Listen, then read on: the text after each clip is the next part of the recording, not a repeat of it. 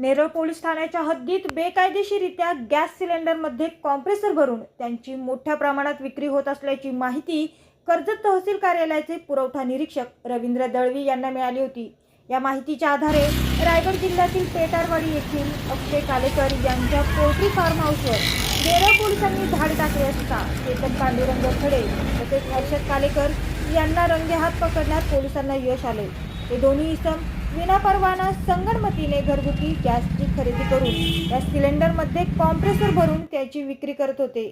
दरम्यान पोलिसांनी टाकलेल्या या धाडीत सुमारे 10,20,600 रुपयांचा मुद्देमाल हस्तगत करण्यात आला असून विविध कंपनींच्या सीलबंद व रिकाम्या टाक्या तसेच सीलसाठी वापरण्यात येणाऱ्या सफेद रंगाचे प्लास्टिक स्टिकरचे बंडल, महिंद्रा कंपनीची बोलेरो पिकअप गाडी, फोनिक्स कंपनीचे 7 इलेक्ट्रिक वजन काटे असा एकूण 10.25 लाखांचा मुद्देमाल हस्तगत करण्यात आलाय। तसेच चेतन खडे, हर्षद कालेकर व अंजली गॅस एजन्सी मुरबाड यांच्या विरोधात नेरळ पोलीस ठाण्यात गुन्हा दाखल करण्यात आला आहे। गणेश पवारसह शीतल मोरे, मेट्रो न्यूज, नेरळ।